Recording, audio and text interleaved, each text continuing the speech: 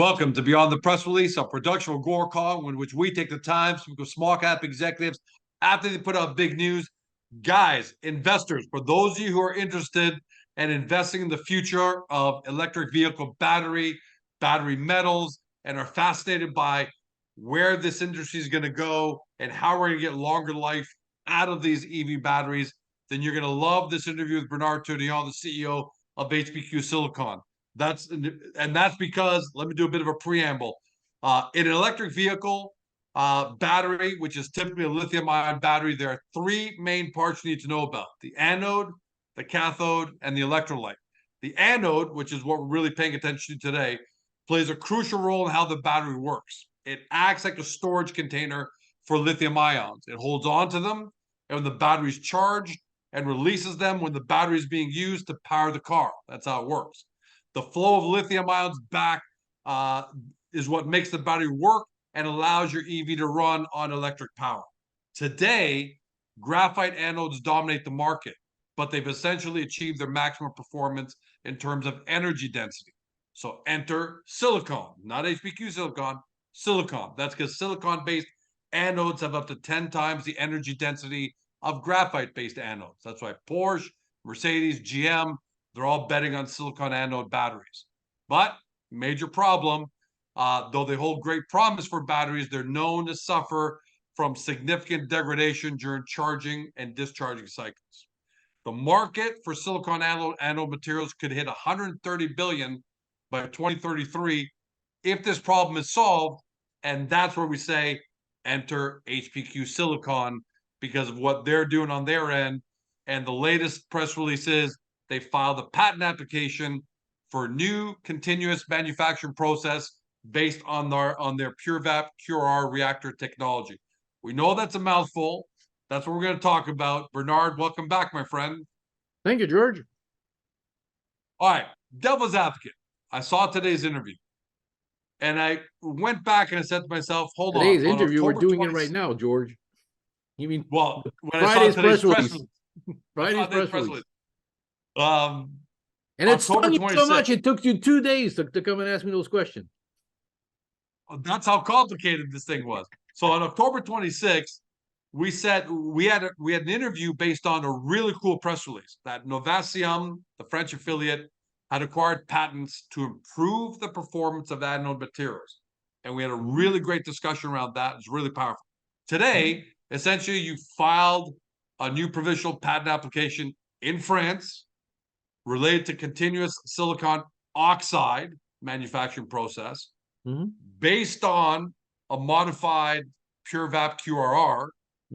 It seems to me, devil advocate, that this is good. It's an incremental improvement on what you've already announced, but am I missing something? Is this a big leap, or is this just an incremental improvement? Because what I'm trying to figure out is, why are we talking today? Where is the excitement that comes out of this?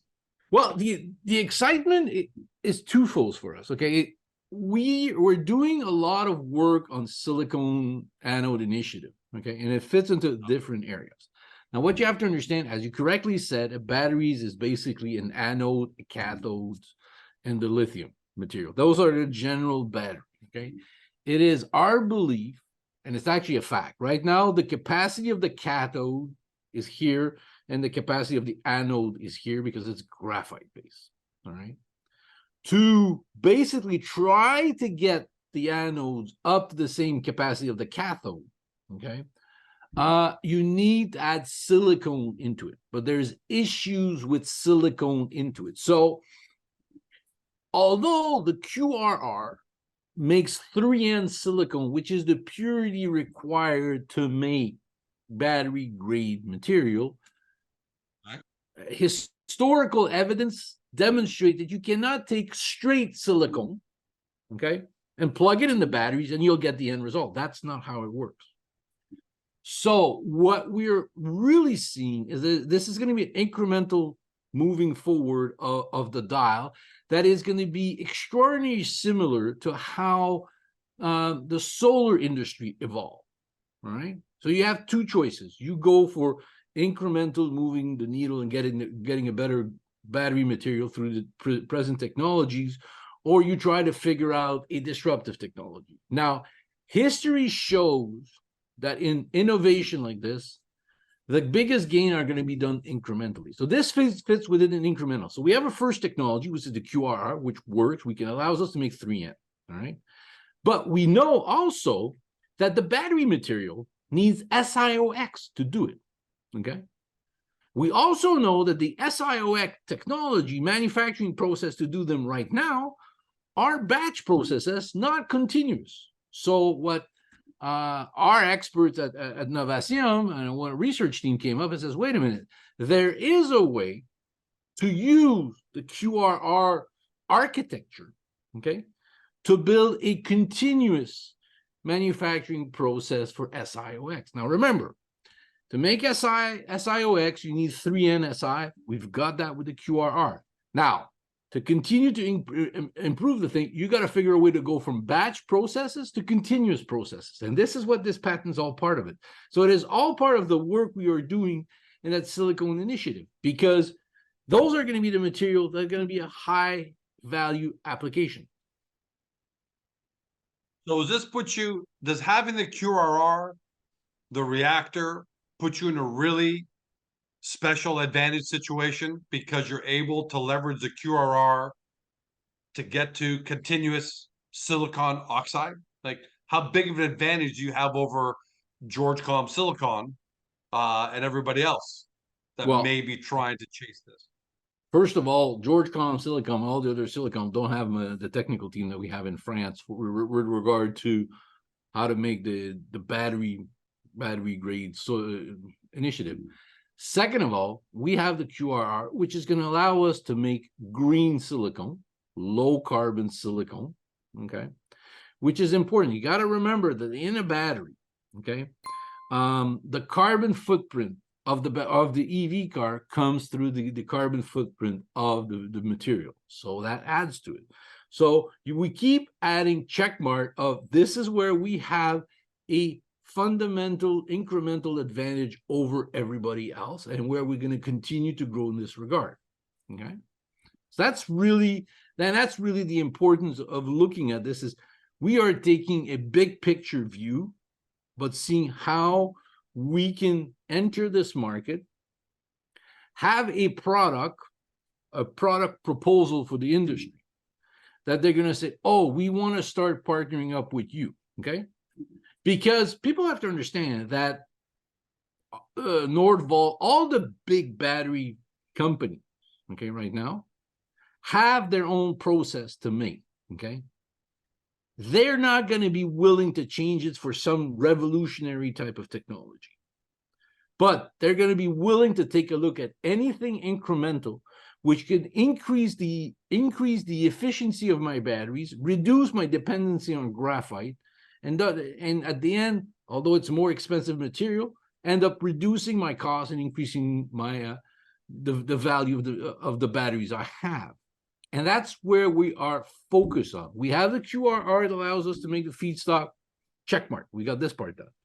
Second point, and I can tell you, I'm having conversation with battery manufacturers in those type of discussion. They say, well, that's a big plus, because as I've already explained before, my big competitors have wide quality control or quality range. We can have much tighter one for what's going on. So it's all part of the step to go forward to eventually say, you know, this is going to be a battery made with the material we can do now. This is what it can do. And those were, if we put in the incremental, this is where we're trending to go. So we feel very, very comfortable, because a lot of the R&D on the design of the QRR is already done. It's just a question of modification, getting it moved, getting it going forward. So this is why I said it reduces the R&D risk. Doesn't eliminate it. And I want to ask you that, because it is based on a modified QRR design. Mm-hmm. And my question was going to be, are you pretty confident that whatever that modification is, because we don't know at home, we have no idea how big or small that modification is. Mm-hmm. You guys must, I'm presuming, but I don't want to assume it, you and the Novasium group must have a really high degree of confidence that whatever modification needs to make the pure QRR is very manageable to the QRR design in order to deliver continuous silicon oxide. Yeah. But I want to ask you on the record, kind of like how confident are you guys about that? We're very confident. If it wasn't confident, we wouldn't have filed the patent. We wouldn't file the patent. We would be going down it's not going down a rabbit hole. Okay, we're not going down a rabbit hole. We are basically advancing toward a goal of being in a position to offer a silicone anode material that would allow battery manufacturers or graphite manufacturers to add that material to their graphite and deliver a product that battery manufacturers are going to want. Okay, this is where we're positioning ourselves. We're also going to be positioning ourselves to do basically sort of like white label type of material for other startup battery manufacturers, and that's what we're working on. We've signed a lot of NDAs, and now it's coming close to the next step of the discussion. That's what we're working on.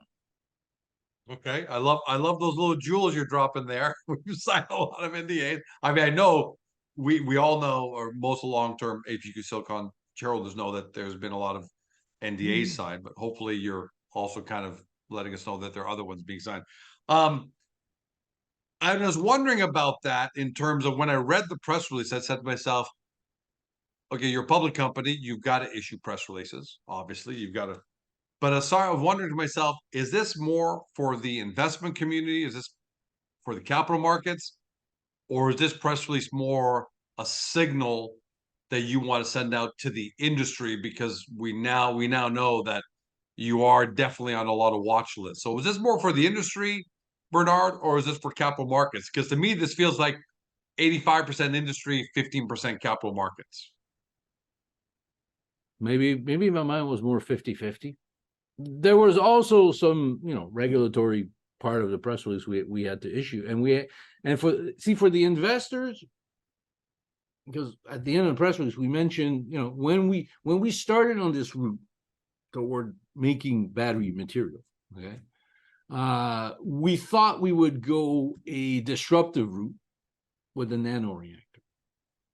And now, as things evolve, as we know how the QRR works, and we know how the market is, we're going to go more toward an incremental approach. And we actually now understand that the market right now is looking for SiOx material. Okay. So was that the issue? Was the nano reactor going to be more of a big leap, and the market doesn't want those really, revolutionary? So that's why you're not you're not going down the nano reactor route, and you're going down more this side of things. Yeah, in a certain way, I didn't want to press my luck. We already got one disruptive technology in HPQ. It's the fume silica reactor. Okay, we already got one disruptive technology reactor. No matter how great it is, the QRR looks, it's not a disruptive, it's an incremental improvement. A great incremental improvement is an incremental, okay? Now, at its origin, at its base, the fume silica reactor was going to try to do another basically disruptive, but it's not there. It's very expensive to do disruptive type of technologies, and the risk to market is different, okay? If you're looking at finance R&D, okay, financing incremental from existing baseline, much easier to do. Financing game-changing technology, disruptive technology, you need to have incredibly good results, okay? Which is what we have with the fume silica. But essentially you've got the paradigm shifting, potentially hockey stick technology on the fume silica side.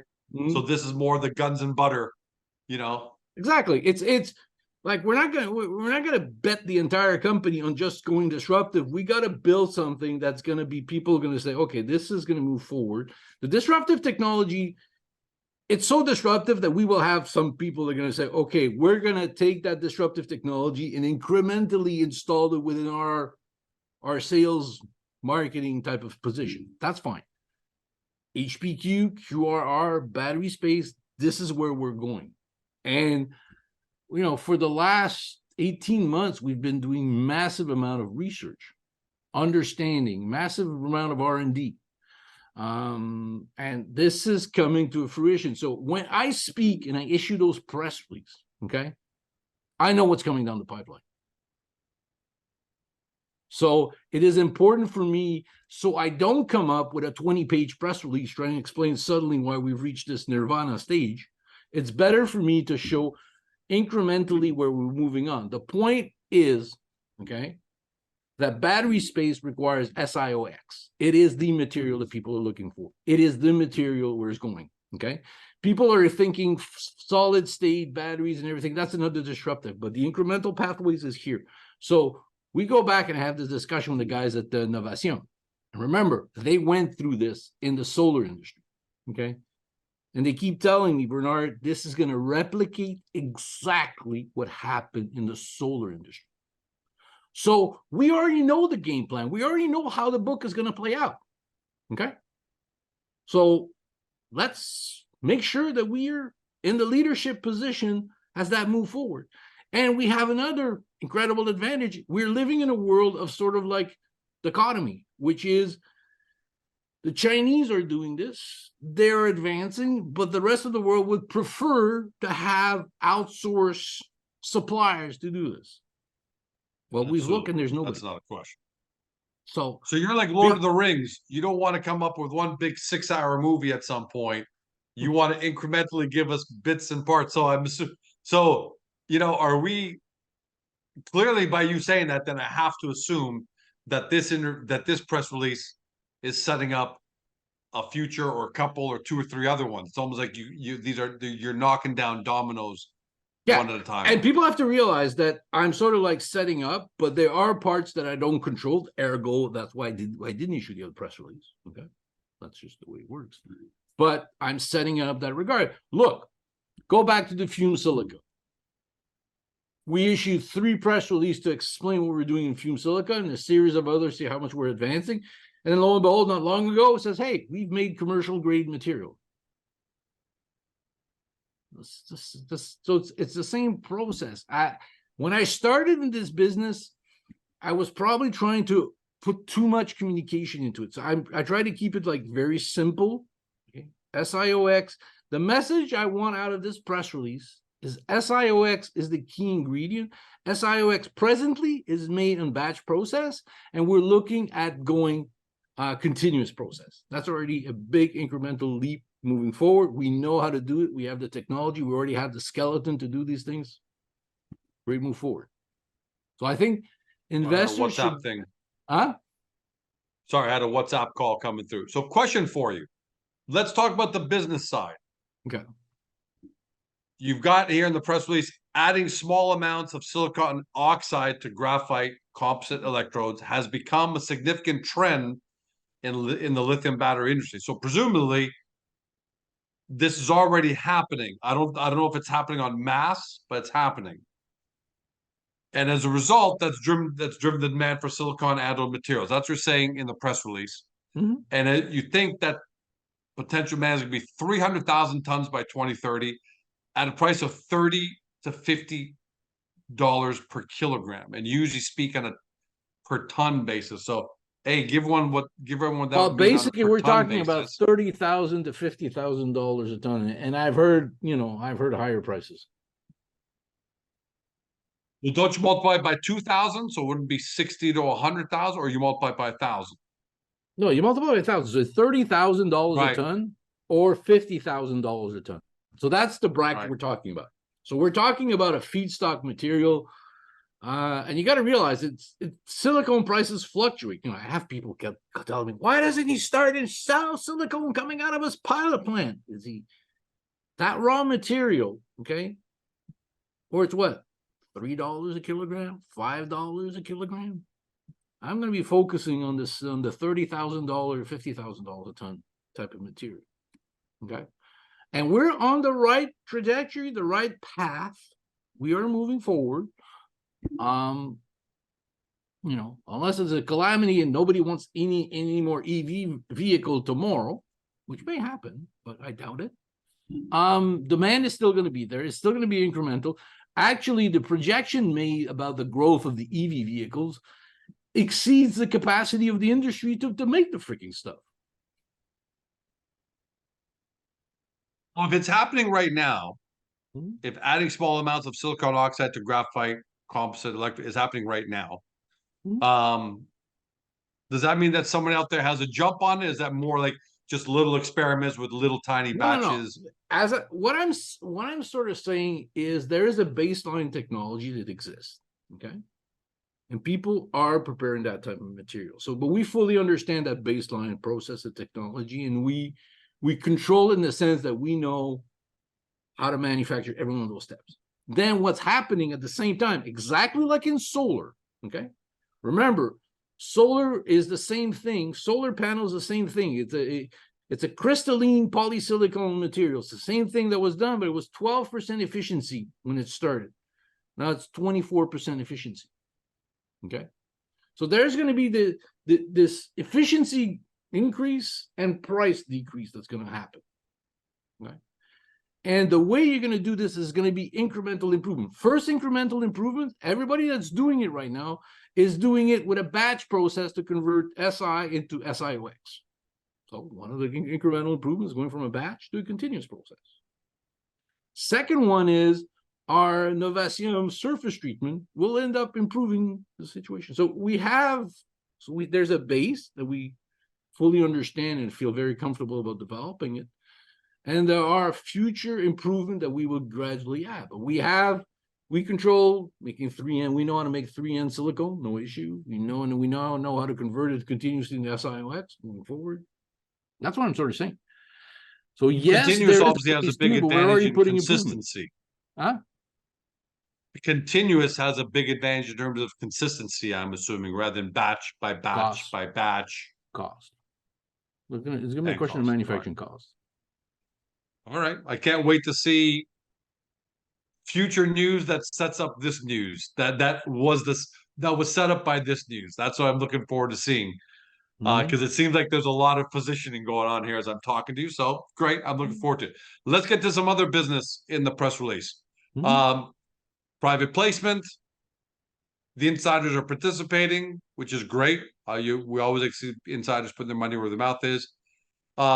But maybe not as heavy as expected, maybe a little lower than expected, or maybe that could be my own perspective. Maybe you want to elaborate on that?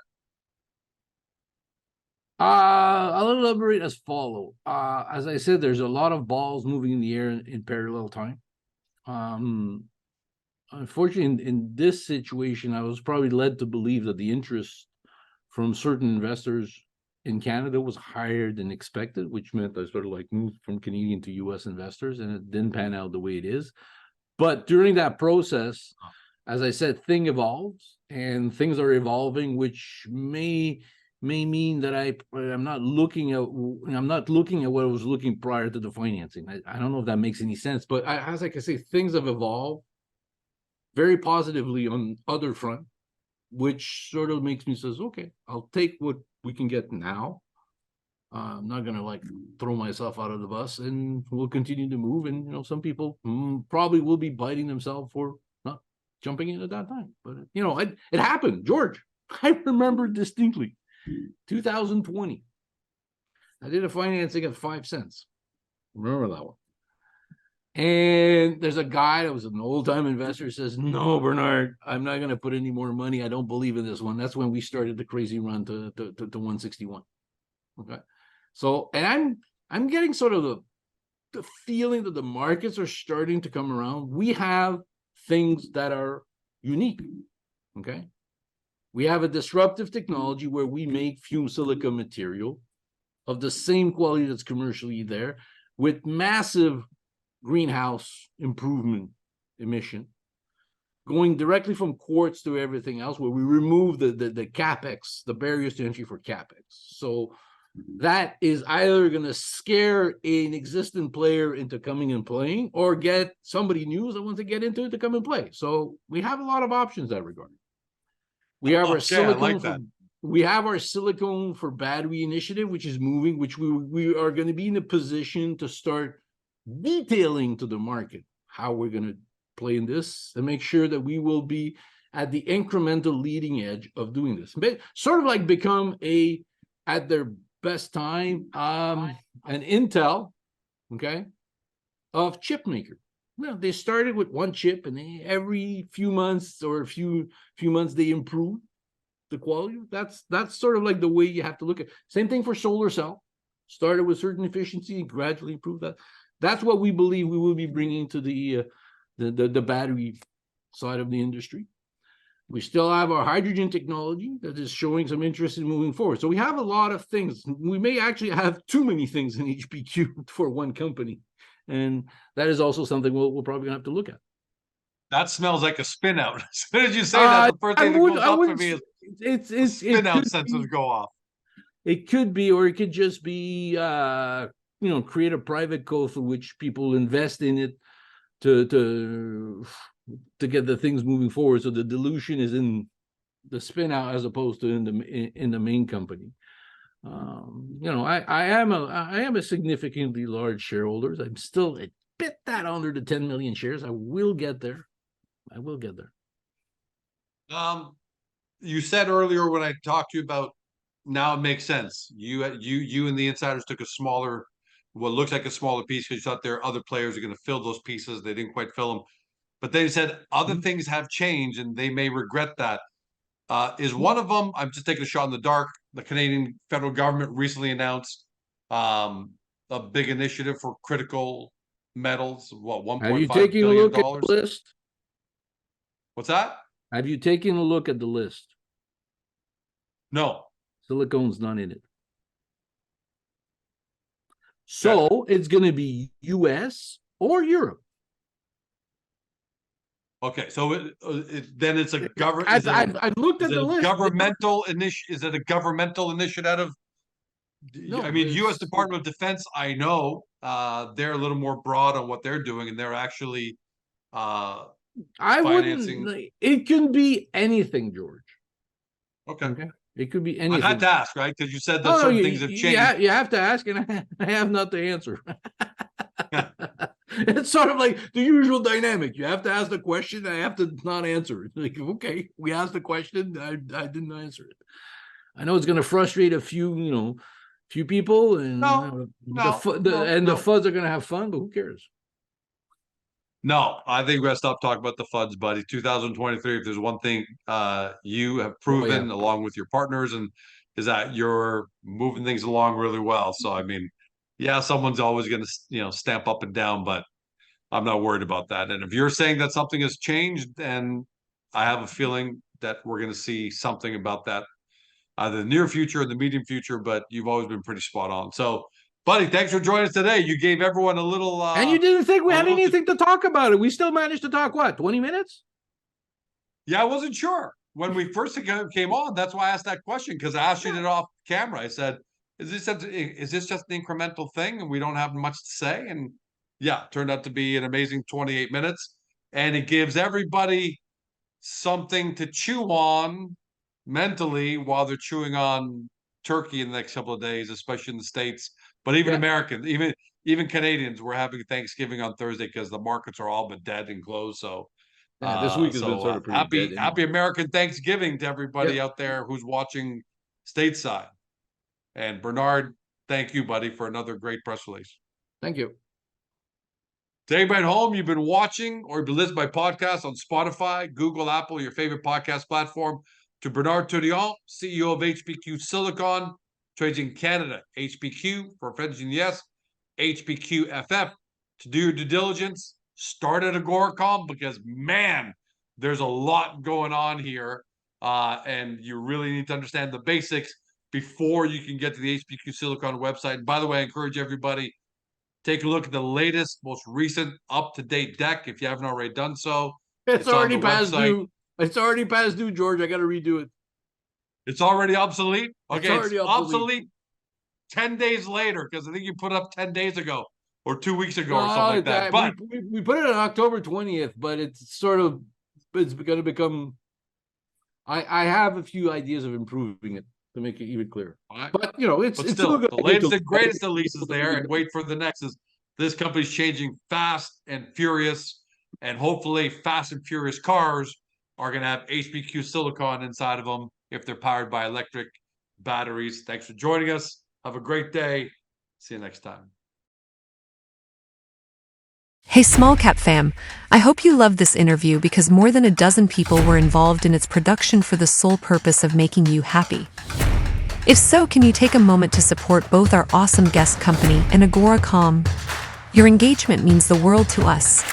First, if you enjoyed this video, give us a thumbs up by tapping that like button. It's a small gesture that helps this interview reach even more potential investors to discover today's guest. Second, we would love to hear your feedback on this interview, so please leave a comment below. Be sure to keep it clean, but feel free to poke fun at George. If you loved what you heard on today's video and want to dig into our guest company right away, take a look at the links in the description below. And while you're at it, hit that subscribe button and ring the notification bell to never miss another great Agora.com small cap video. Thank you so much. We couldn't do any of this without you. Make sure to come back soon.